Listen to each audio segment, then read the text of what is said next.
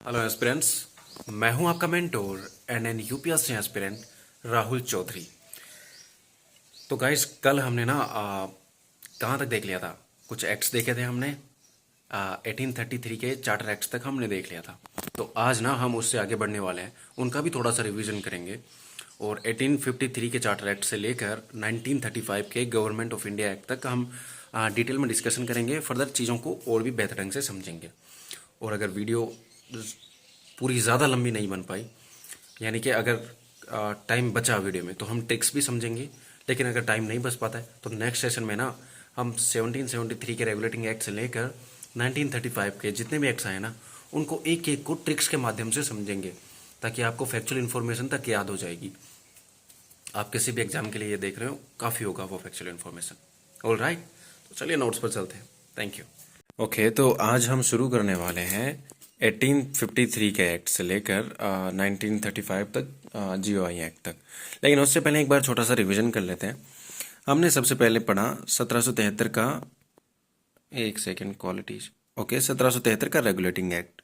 वहाँ पे हमने दो चार नॉर्मल बातें कर ली, यानी ऐसी का कंट्रोल करने के लिए बंगाल का गवर्नर जनरल कर दिया गया, राइट। और उसके बाद पिट्स इंडिया एक्ट पढ़ लिया हमने, जहाँ पे इनका कार्य का सेपरेट कर दिया गया, पृथक्करण कर दिया गया। फिर फर्स्ट चार्टर एक्ट 1813 का पढ़ा हमने। फिर उसके 20 साल बाद 1833 का आया, और उसके 20 साल बाद 1853 का चार्टर एक्ट आया। तो कल हमने ये भी पढ़ लिया कि बंगाल का गवर्नर जनरल भारत का कर दिया गया, ठीक है ना। तो आज हम पढ़ते हैं 1853 का एक्ट। ओके, तो अगर कोई नोट्स बना रहा है तो रोक रोक के बना लेना। तो इसमें क्या किया गया, सिविल सेवा थी ना, सिविल सर्विसेज, जैसे जो आईएएस, आईपीएस, आईएफएस बनते थे, तो उनके लिए एक ओपन कंपटीशन रखने की बात कही गई कि इंडियंस के लिए एक ओपन कंपटीशन होगा जहां वो पार्टिसिपेट कर सकते हैं ऑल इंडिया सर्विसेज के लिए, ठीक है, जो सिविल सर्विसेज हैं उनके लिए ख़ास तौर पर। फिर उसके अलावा इसमें बात की गई कि पहली बार विधानमंडल की बात कही गई कि हाँ, इंडियंस भी विधानमंडल में थोड़ा थोड़ा कंट्रीब्यूट कर सकते हैं, या तो कुछ स्तरों पर अपना भी मतलब कानून चला सकते हैं, पर उतना इनको ऑटोनॉमी नहीं दी गई जितना इनको चाहिए थी। तो सिर्फ बात कही गई। इंडियंस की ओर से दबाव ज़्यादा बढ़ रहा था, इसलिए अपने जो विधानसभा थी या अपनी जो विधान परिषद, विधानमंडल, जो भी कहें, जो कानून व्यवस्था इन्होंने बना रखी थी, तो उसमें इंडियंस को इंक्लूड करने के लिए कुछ डिमांड भारतीयों ने रखी, और एआईसी ने वो भी थोड़ा सा मान लिया, ठीक है। बस ये तीन चार चीज़ें मेन है इसमें। ये लास्ट चार्टर एक्ट था। फिर उसके बाद 1870 का 57 का रिवोल्ट ऑफ 1857 यानी 1857 की क्रांति होगी। तो उसमें और ज़्यादा प्रेशर बन गया, ब्रिटिश के क्राउन पर भी उनकी साख पर बात आ गई थी। तो फिर 1858 का गवर्नमेंट ऑफ इंडिया एक्ट लेकर आई, और इसमें एआईसी का शासन खत्म हो गया पूरी तरह से। भारत प्रत्यक्ष रूप से ब्रिटिश क्राउन का शासन हो गया भारत पर, यानी कि डायरेक्ट क्राउन रूल कर रहा होगा इसके बाद इंडिया पे, ठीक है। इससे पहले एआईसी का मतलब इंटरफेरेंस था हमारी शासन व्यवस्था में, पर इसके बाद सिर्फ क्राउन का ही राज होगा, सीधा सीधा। तो इसमें एक भारत परिषद बनाई गई, जिसमें 15 सदस्य, 15 मेंबर्स थे, और उसका हेड जो होगा वो भारत सचिव कहलाएगा आज के बाद, यानी 1858 के गवर्नमेंट ऑफ इंडिया एक्ट के बाद एक परिषद बनाई गई जिसका हेड होगा भारत सचिव। समझ गए आप? Indian secretary. और पहला सचिव कौन था, पहला सेक्रेटरी कौन था? Charles Wood. ठीक है, ये भी हो गया। तो भारत का गवर्नर जनरल, इसका नाम बदल के भारत का वॉइसरॉय कर दिया गया। तीसरी बार नाम बदल रहा है, ये ध्यान दीजिएगा आप।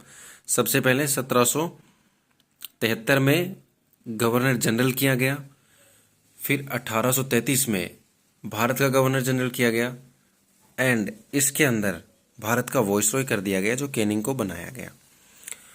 जो कैनिंग था उसने विक्टोरिया, जो क्वीन थी, उसका घोषणा पत्र 1 नवंबर 1858 को इलाहाबाद में पढ़ा, ठीक है, कि क्या क्या घोषणा की गई थी। उसमें ऐसा ही था कि इंडियंस के लिए उत्तरदायित्व होगा, मतलब हम रिस्पॉन्सिबिलिटी लेंगे, या दिखाने के लिए ऐसा ऐसा कुछ किया था उन्होंने, ठीक है। हम मेंस में पढ़ेंगे तो डिटेल में पढ़ लेंगे। और सेना की समीक्षा के लिए एक पील कमीशन, ये क्यों बनाने की जरूरत पड़ी?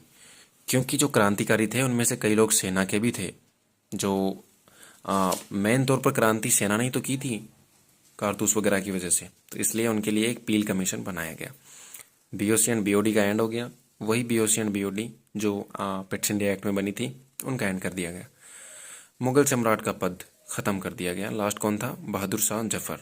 ठीक है, यहाँ से मतलब अब आ, मुगलों को या तो फिर अगर कोई और राजवंश है जो मुगलों की तरफ पूरे इंडिया को कंट्रोल कर रहे थे तो उनको पूरी तरह से ख़त्म कर दिया गया। और वो उस टाइम मुगल ही थे, बहादुर शाह जफर ही था, तो उसको ख़त्म कर दिया गया, मतलब उसका रूल एंड कर दिया गया, उसको एग्जाइल दे दिया गया। वो हम बाद में जब मॉडर्न हिस्ट्री पढ़ेंगे तो पढ़ लेंगे, ठीक है ना। उसके बाद 1861 का गवर्नमेंट ऑफ इंडिया एक्ट आया। उससे पहले 1860 में ना जेम्स विल्सन ने पहला बजट प्रस्तुत किया था। इसमें क्या हुआ था इस बजट में, ये हम मेंस में डिस्कस करेंगे। विभागीय प्रणाली की शुरुआत की गई और इसके साथ ही अध्यादेश जारी करने की शक्ति दी गई। किसको? जो भारत का क्या बन गया, अब वॉइसरॉय बन गया ना उसको, यानी गवर्नर जनरल के बाद वॉइसरॉय बन गया, उसको यह पावर दी गई। ठीक है, ठीक है। तो इसके बाद कलकत्ता, मुंबई, मद्रास में हाई कोर्ट खोल दिया गया। ये चीज़ आप याद रख लेना। जब हम मैप पे ड्राइंग करेंगे, अभी थोड़ी देर में मैं दिखाऊंगा आपको, तब समझ में आ जाएगा कि क्यों खोले गए ये हाई कोर्ट्स और इन्हीं जगहों पे क्यों खोले गए। उसके बाद आता है नेक्स्ट 1892 यानी 1892 का गवर्नमेंट ऑफ इंडिया एक्ट। इसमें अप्रत्यक्ष निर्वाचन प्रणाली शुरू हो गई और बजट पर विचार विमर्श करने का अधिकार। अप्रत्यक्ष निर्वाचन का मतलब इंडियन सिटीजन डायरेक्ट वोट नहीं कर सकते थे, पर वो हाँ राय मशवरा कर सकते थे कि हाँ बिल्कुल ऐसा होना चाहिए और इस कैंडिडेट को हमें भी चुनना चाहिए। ठीक है, क्योंकि पहले ही उनकी जो असेंबली थी उसमें कई कई इंडियन शामिल हो रहे थे। फिर है मोर्ले मिंटो एक्ट। तो मोर्ले भारत सचिव बनाए गए, मिंटो वॉइसरॉय थे। इसमें सांप्रदायिक निर्वाचन की शुरुआत हुई। मतलब समझ रहे हैं आप, मुस्लिमों के लिए अलग अपना कैंडिडेट चुन के मुस्लिम अपने हिसाब से किसी को भी असेंबली में भेज सकते हैं और चुनाव करा सकते हैं अपने हिसाब से। बजट पर पूरक प्रश्न पूछने का अधिकार। ठीक है, यहाँ पे ये एक कैच है, जो बजट आएगा ना उसमें अब कोई भी इंडियन है ना वो प्रश्न पूछ सकता है, क्वेश्चन कर सकता है। सिर्फ क्वेश्चन ही कर सकता है पर इम्प्लीमेंट नहीं कर सकता ना, उस पर वोटिंग की जा सकती है। हाँ, ये इंपॉर्टेंट है कि क्या बजट पर वोटिंग की जा सकती थी, ऐसा यूपीएससी घुमा देता है, नहीं की जा सकती थी। वो सिर्फ प्रश्न पूछ सकते थे, उनका जवाब मिले तो ठीक, ना मिले तो ठीक, उन्हें मानना ही पड़ेगा उसको। ऑल राइट, ठीक है। तो वॉइस रॉय की कार्यकारिणी थी ना, मतलब जो वॉइस रॉय ने सभा बनाई थी 15 सदस्यों की, अभी तो मैंने बात की है भारत सचिव वाली, तो उसमें पहली बार एक इंडियन को शामिल किया गया और वो थे सत्येंद्र नाथ सिंह, SN सिंह। ठीक है, उसके बाद गांधी जी ने इस एक्ट को, हाँ ये भी कभी कभार पूछ लेता है, ये SSC और स्टेट PCS वाले ध्यान रख लेना, यूपीएससी मुझे नहीं लगता पूछेगा कभी। तो गांधी जी ने इसे सर्वनाश करने वाला एक्ट कहा। ठीक है, मिंटो ने कहा कि हम नाग के दांत बो रहे हैं जिसका फल भीषण होगा। मतलब अंग्रेज अपने पैरों पर कुल्हाड़ी मार रहे हैं, क्योंकि पहली बार भारतीय को शामिल कर लिया गया तो इंडियन सपोर्ट उधर जाएगा। बजट पर प्रश्न पूछने का अधिकार दे दिया गया, तो ये जब न्यूज़ में निकलेगा कि उनका दमन किया गया, जो उन्होंने प्रश्न पूछे थे उनका ना जवाब दिया गया, तो भी भारत के लोग कहीं ना कहीं हमारे खिलाफ होंगे, इसलिए मिंटो ने ये कहा। ठीक है, तो हाँ ये नोट अकबर छोड़ दीजिए, हम जब अरुंडेल कमेटी वगैरह मॉडर्न हिस्ट्री पढ़ेंगे तब हम देख लेंगे, ये तो मैंने ऐसे ही नोट कर लिया था। ठीक है, और फिर भी पढ़ ही लेते हैं एक बार। लागू करने के लिए 1909 में अरुंडेल कमेटी का निर्माण किया गया और वही कमेटी थी इसने बंगाल विभाजन को रद्द करने में हेल्प की थी। अगला है 1919 का मॉन्टेग्यू चेम्सफोर्ड एक्ट। भारत सचिव वॉइसरॉय कौन था ये अब आप देख लीजिए। लागू हुआ 1921 में। प्रांतों में द्वैत शासन से शुरुआत। द्वैत शासन मतलब ड्यूअल सिस्टम, मतलब दो तरह की सरकार बनेगी। तो उसमें दो विषय थे, सब्जेक्ट्स थे। पहला है आरक्षित विषय यानी कि रेवेन्यू, कि लैंड रेवेन्यू कौन लेगा, टैक्स कौन लेगा। ये वॉइसरॉय की कार्यकारिणी यानी वॉइसरॉय की जो सभा थी, वॉइसरॉय जो ऑफिस था वॉइसरॉय का, जिसमें वॉइसरॉय और 15 अलग अलग सदस्य अभी हमने बात की है, तो वो ये विषय को देखेंगे। और हस्तांतरित विषय यानी ट्रांसफर सब्जेक्ट, क्या क्या ट्रांसफर किया गया, तो ये हम थोड़ा सा पढ़ रहे हैं। जब हम मेंस पढ़ेंगे तो बहुत सारे 5-6 ऐसे सब्जेक्ट्स थे जिनको ट्रांसफ़र किया गया, पर यहाँ पे मैंने एक आध चीज़ ही लिखी है, क्योंकि प्रीलिम्स के हिसाब से फैक्चुअल इन्फॉर्मेशन जो मोटी मोटे तौर पर ज़रूरी थी ना, वो मैंने इसमें लिखा है। तो इसमें और क्या क्या दिया गया, जैसे कि व्यय खर्चा करना मंत्रियों को दे दिया गया। और एक मेन चीज़ और थी जो मैं यहाँ पे नोट करना भूल गया, चलो नोट कर ही लेता हूँ मैं आपके साथ भी। वो ये किया गया था कि इन्होंने क्या किया, एक स्थानीय सरकार, अरे मैं कहाँ लिख रहा हूँ, कि मतलब छोटे लेवल पर आप एक अपनी स्थानीय सरकार बना सकते हैं और उसको रन कर सकते हैं, पर वो हमारे जो रूल्स एंड रेगुलेशंस हैं उनको वोलेट नहीं करनी चाहिए, ऐसा ऐसा भी इन्होंने कह दिया। और रूल तो करते ही थे यार, अगर दूसरे राजा थे तो आप ही देख लीजिए ना, कि वो अपनी सरकार भी चलाते थे, सब कुछ करते थे, पर उनके हाथ में सिर्फ ये खर्चा करना ही रह गया था, यही रह गया था बस। ठीक है, तो ये कंप्लीट हो गया। और ये देखो वही बात आ गई आगे भी, उत्तरदायी शासन शब्द पहली बार उपयोग, रेस्पॉन्सिबल एडमिनिस्ट्रेशन। इसका मतलब समझ रहे हैं आप? इसका मतलब ये है कि सरकार ये कहना चाह रही है कि हम जो भी क्रियाकलाप करेंगे ना उसके लिए हम उत्तरदायी होंगे, रिस्पॉन्सिबिलिटी लेंगे, पहली बार बात कही गई। तो कहीं ना कहीं आप यहाँ से देखिए, जो इंडिया में ना रुझान हो रहा है स्वतंत्रता की ओर, हम धीरे धीरे बढ़ रहे हैं, क्योंकि हमारी डिमांड्स पूरी हो रही हैं धीरे धीरे, चाहे कागज़ पर ही सही, लेकिन अंग्रेज़ों ने डिमांड पूरी करना शुरू कर दिया। ठीक है, केंद्र में पहली बार द्विसदनात्मक प्रणाली की शुरुआत एंड डायरेक्ट इलेक्शन, प्रत्यक्ष निर्वाचन। ठीक है, ये भी एक इंपॉर्टेंट चीज़ है। द्विसदनात्मक प्रणाली यानी बाई कैमेरलिज्म सिस्टम, पता नहीं क्या बोलते हैं उसको। हाँ, तो इसमें क्या है, राज्य परिषद थी पहली, यानी कि काउंसिल ऑफ स्टेट्स, उसमें 60 सदस्य और 5 साल इनका कार्यकाल। ये फैक्चुअल इन्फॉर्मेशन है, आप रट लीजिएगा या याद कर लीजिएगा। दूसरा क्या है, केंद्रीय विधानसभा, सेंट्रल असेंबली, इसमें 145 सदस्य थे और 3 साल के लिए।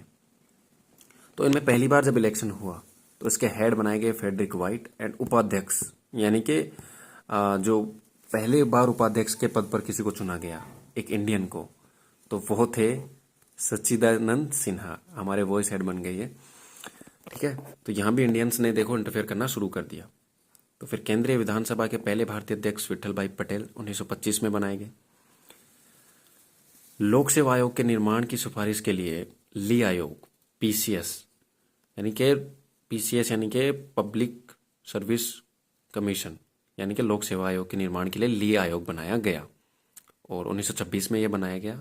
और सर रोस बर्कर, यही हमारे काम के हैं, इसी वजह से आज हम सिविल सर्विस दे रहे हैं, तो इन्होंने सिफारिश की होगी इसकी।